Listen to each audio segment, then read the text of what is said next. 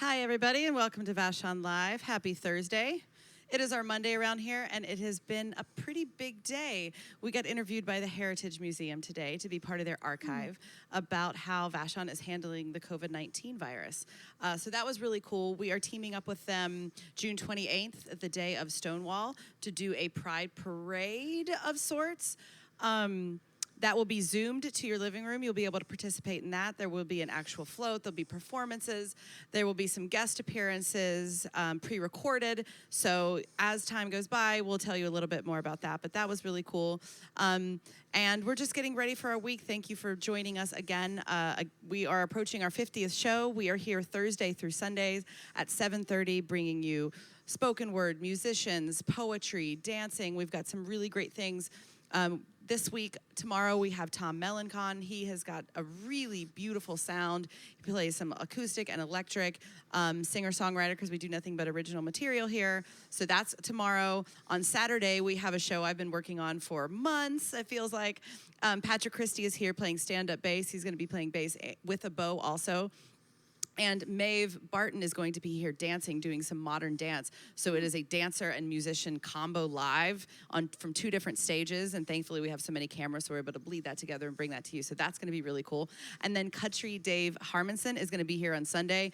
We haven't had anything quite like this before, I feel like. He's a steel pedal player, a country singer. This is gonna be a really special night. So that's Sunday, so you definitely wanna tune into that.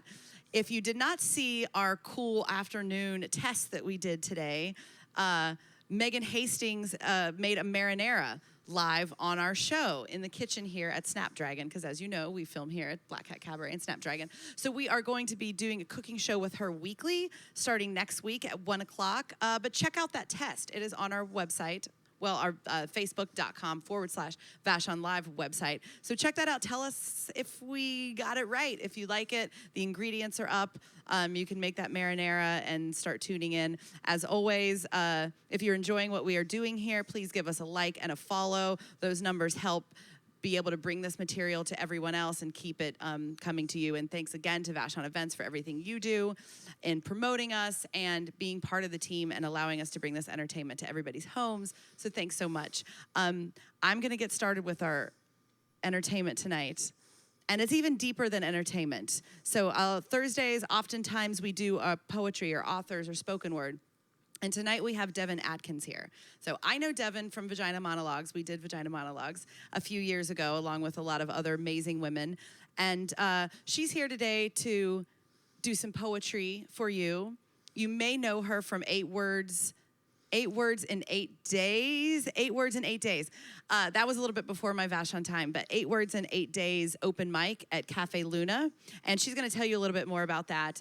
She's also going to be donating her virtual tips tonight to the Dove Project. So that link will be in the comments. So look for that and share the love with those folks. Definitely, they always need it. I'm gonna drink my Camp Colvos beer and I'm gonna pass it along to Devon. Okay. Thanks, Sarah. Hi.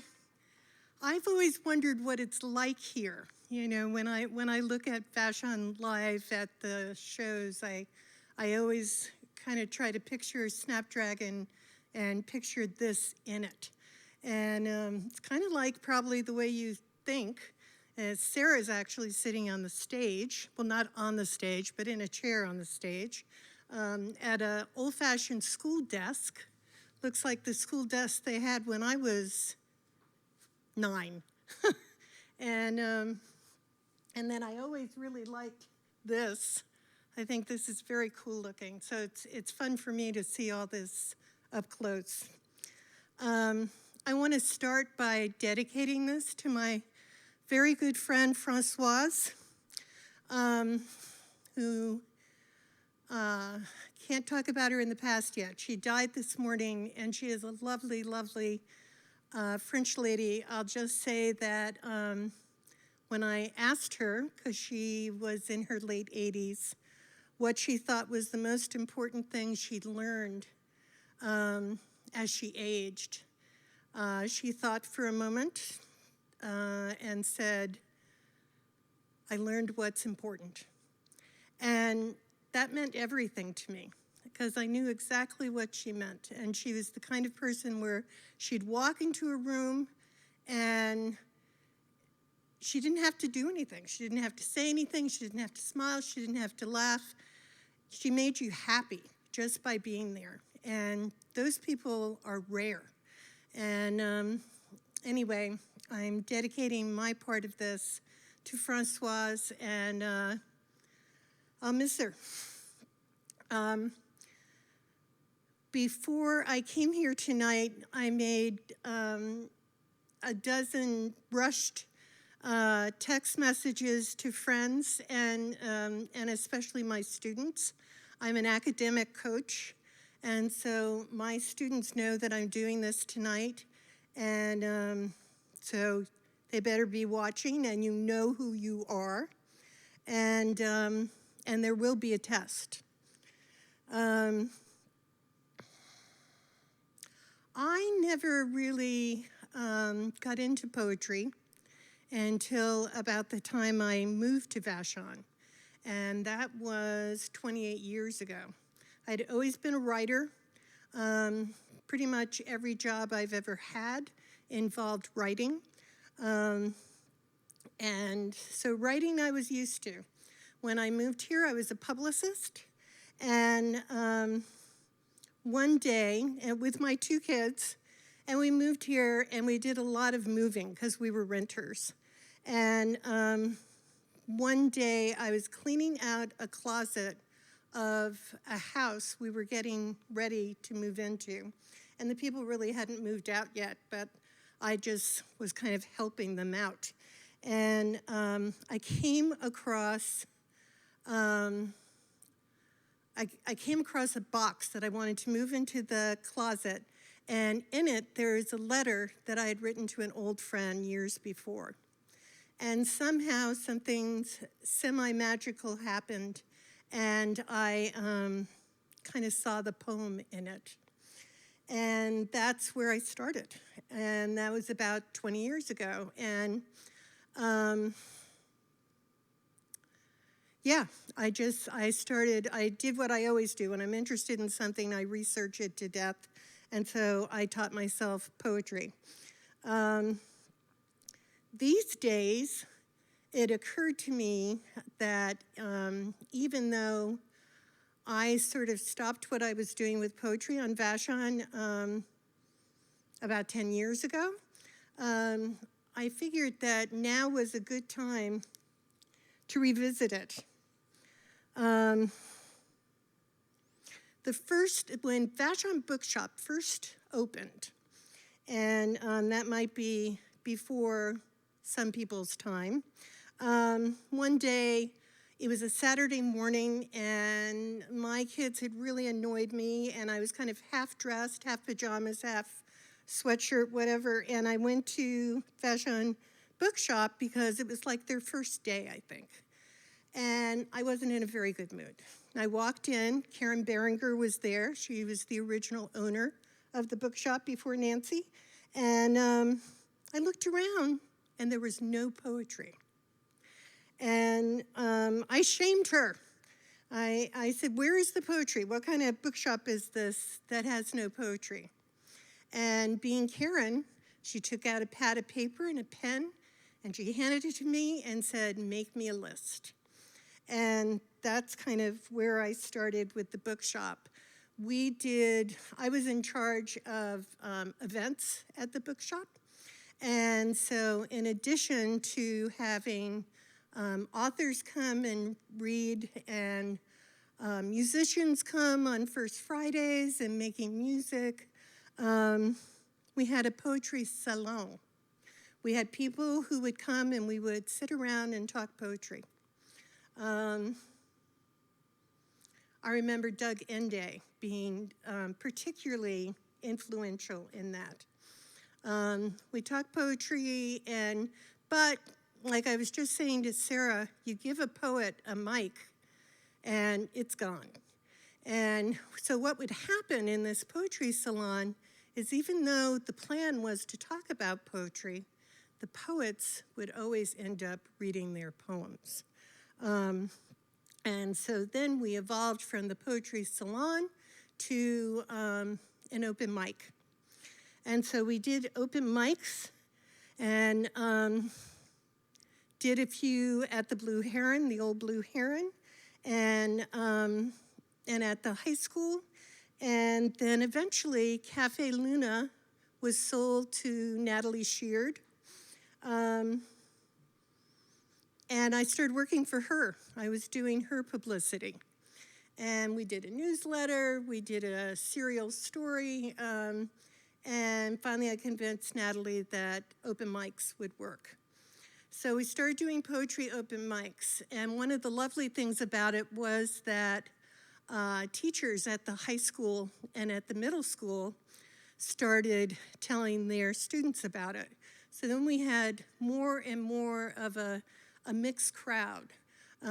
We had real poets, we had people who just liked poetry, and we had kids, we had old people, we had young people. It was just great.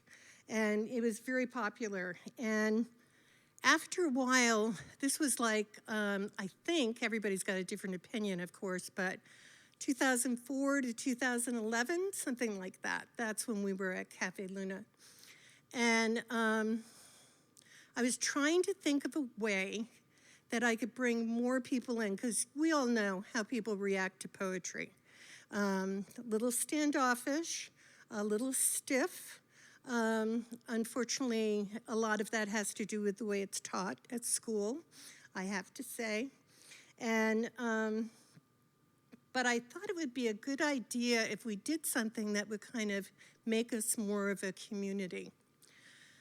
So every week when the Beachcomber would come out on Wednesdays, there would be a little blurb from me that would tell people 8 words that I contributed. Just 8 random, makes no sense kind of words. And the task, if you chose to take it, was to take those 8 words, add as many of your own as you wanted, and write a poem.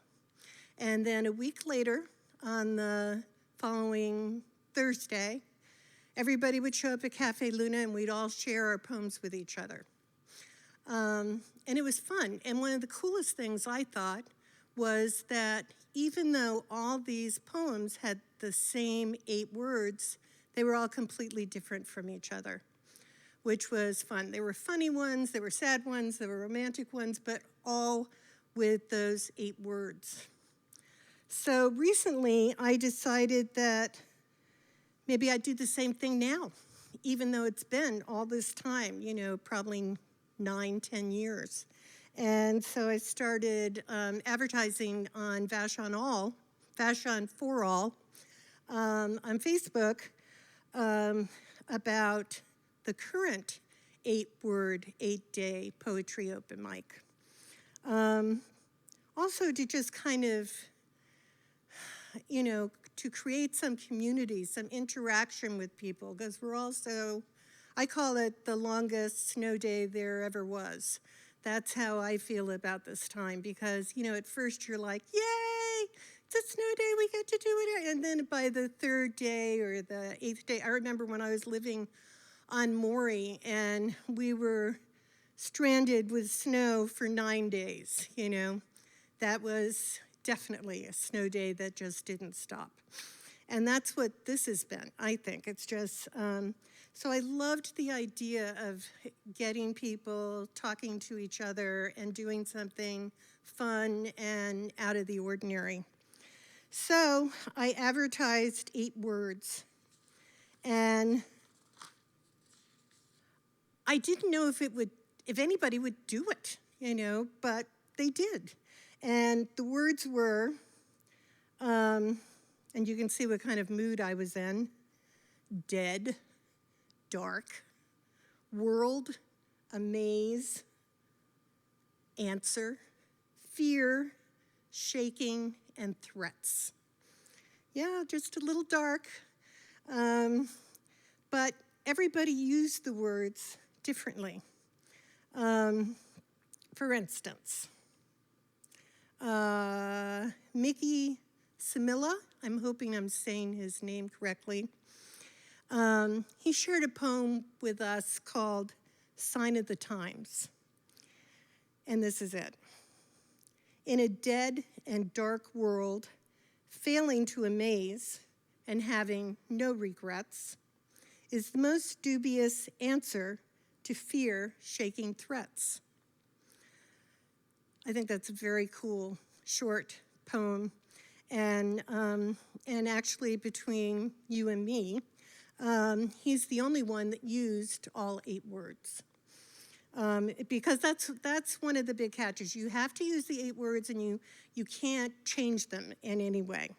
And he didn't. Another poem using those same 8 words, written by Bob Hughes. And the other nice thing for me was I did this and I met all these people that I didn't know. And I've been here for almost 30 years. And, but through this, I mean, there was only one person, Rebecca Graves, who joined in on this challenge, and everybody else, they were all people I didn't know and didn't even know of. Here's one by Bob Hughes, Springtime Pressure Washing. Dark streaks on wood disappear as the wand streams to clean, red cedar that gleams to amaze me. Clearing winter's moss in each pass, shaking loose the darkness and raising the wood's soft grains. One again, like vanquished fear, giving dead posts life again as the world I wash into being banishes questions and threats of death and gives a living answer. Still pretty dark, but still it's about pressure washing. I'm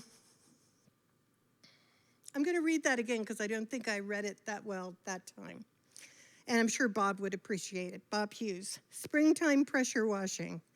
Dark streaks on wood disappear as the wand streams to clean, red cedar that gleams to amaze me.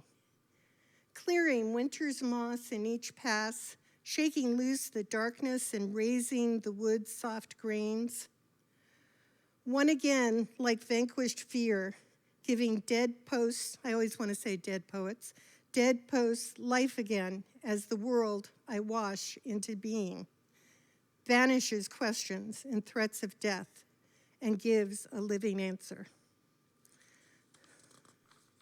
Now, one thing I'm gonna give you now, a little hint, is at the end of my time standing here, I'm going to unfurl this poster board so that you guys have the first peek at the newest 8 words, and you'll have a jump on everyone else who's not going to see them until they're announced on Facebook, Vashon for All.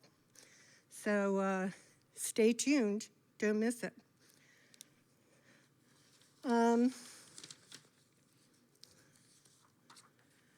So like I said, I never wrote poetry before I moved here. I just, it wasn't even of particular interest to me. I remember enjoying a little bit of Emily Dickinson and E. Cummings, but I didn't really know poetry until I started writing it, and then really made it my business to learn. I'm going to read a poem of mine. I like this poem because I think what I like most about poetry is the words. I really like words. I'm a word nerd, as some of my students tell me. And this poem is called Words. I am waiting, sitting at this table, half listening for words made of original stone. The words I need will teach me how to love.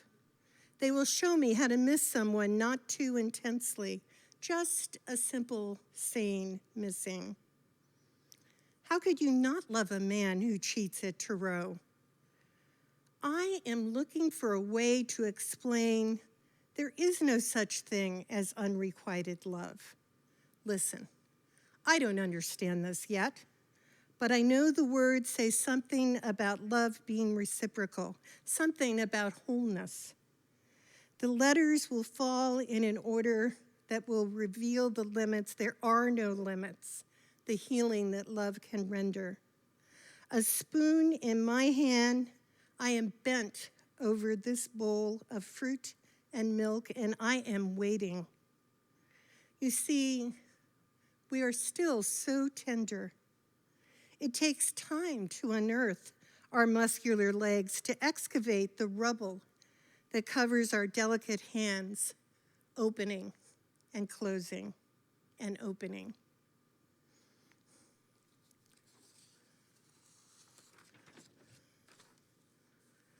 I'll tell you one thing, it's a little weird not having an audience.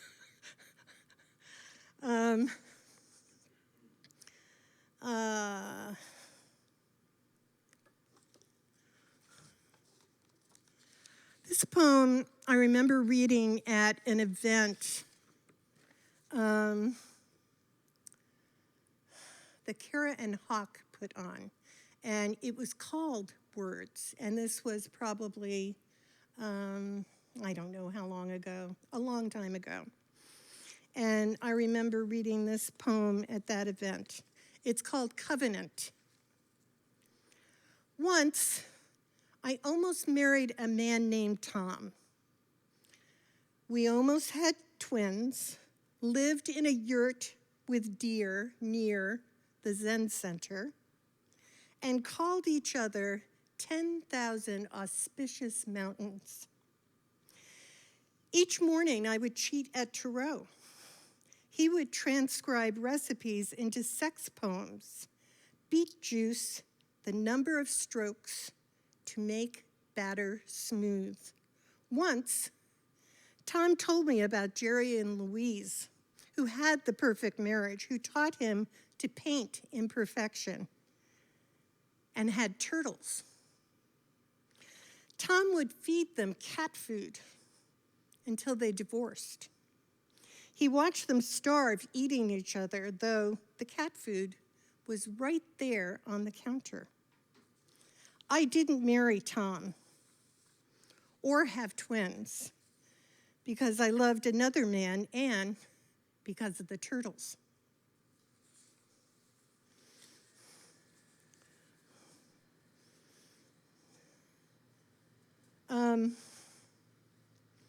A few years ago, I had a friendship with a Native American, an angry Native American man.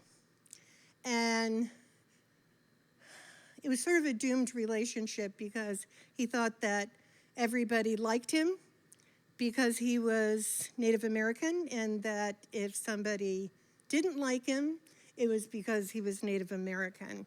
So he was a little tough, but he was smart and also a word person, and I learned lots from him. This poem is called My Daughter's Horse. King hung himself on a barbed wire fence, pulling fleshy meat from bone, thick blood streaming, pooling onto dry ground. His eyes wide, his pupils long and dark, asking through grunts what was wrong. My ears begged for silence from blistered air as my daughter watched from a window. The glass, her fence. Eyes morning streaked and dust dry. I grabbed the reins and whispered, nothing's wrong. And King threw my quick lie to the ground, screams filling air, pulling posts, stretching wire, breaking bone.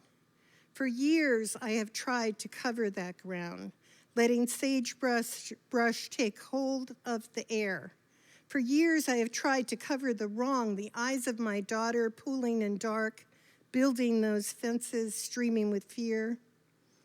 Now, my days walk on old legs, and the fences are fallen to ground. In whispers, my husband asks if something's wrong. I say no, holding hands, letting go. Like ghosts, there is a cooling of air. I have my husband, my daughter, and a fence. I'm reading these and they all seem pretty obtuse to me.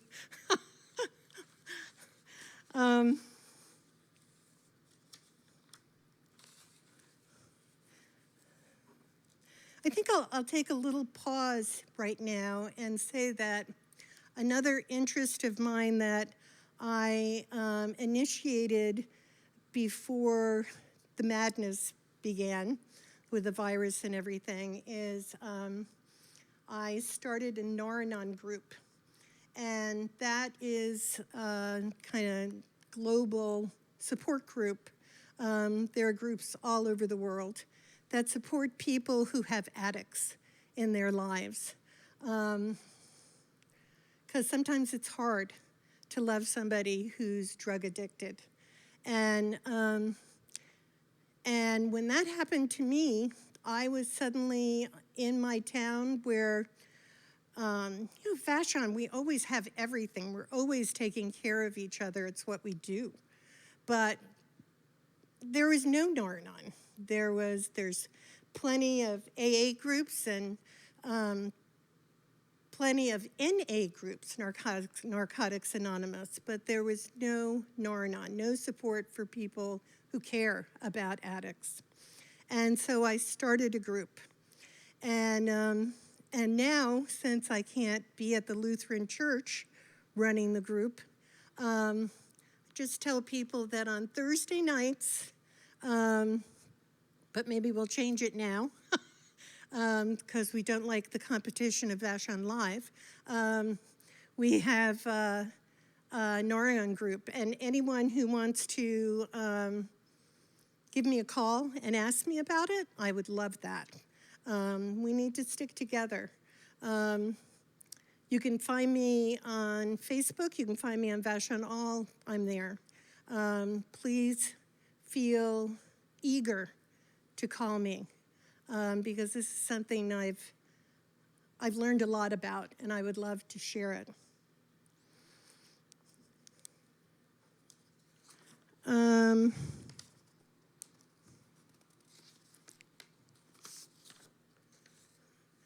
This is called Parking Lot. And I like this because it's a little, well, you'll see. A girl in white shorts takes something from her purse, leans against the door of the blue pickup truck.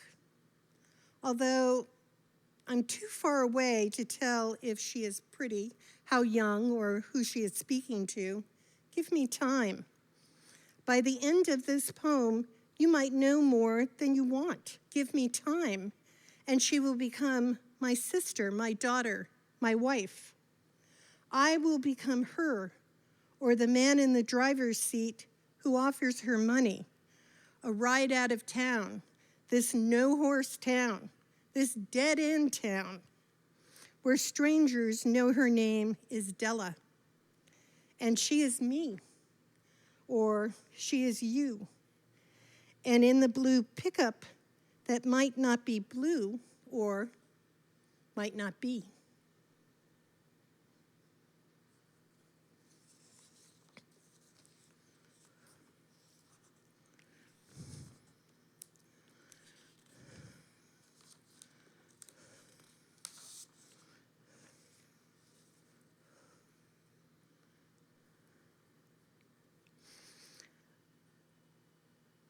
This poem is called Ambush.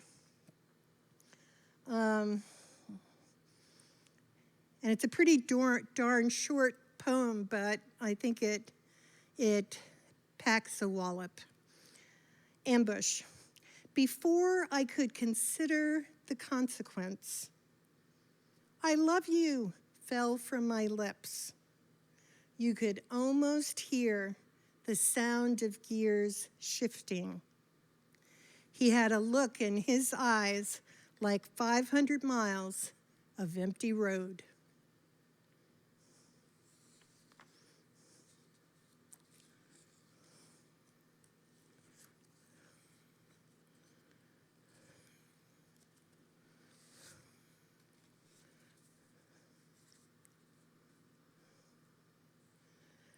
My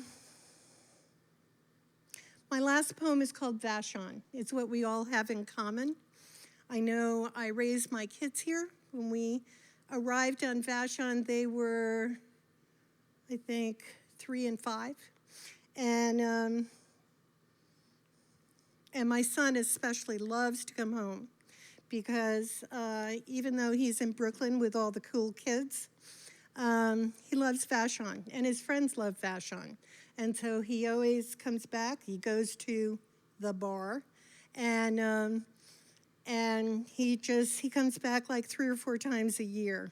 I'd like to think he's coming to see me, and he does, but he's coming to see Vashon. Vashon. On my island, the weather looms large.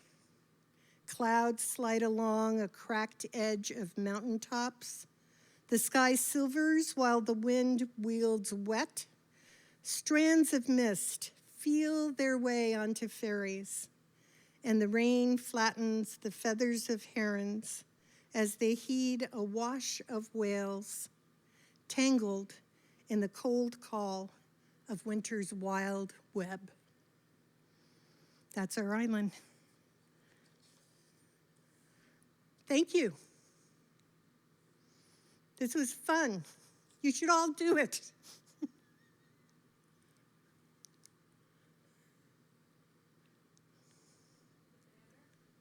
What? Oh, the banner. Thank you, thank you. Sorry. They're making motions to me, and I'm thinking, am I supposed to wave goodbye or da-da-da-da-da-da something? The 8 words, you don't want to miss this, and my excellent writing of them, which I took like a whole minute to do.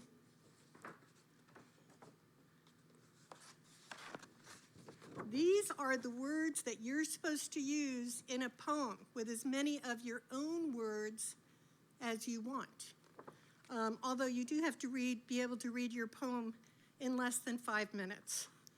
As you can see, they are tales, losing, buried, lie, up, saw, lost, and last but not least, spoon. Write them down, stick them in your pocket, don't tell them to anybody else because they'll have to wait for a few days before they find out the words on Vashon for All. Thanks very much, it was fun being here.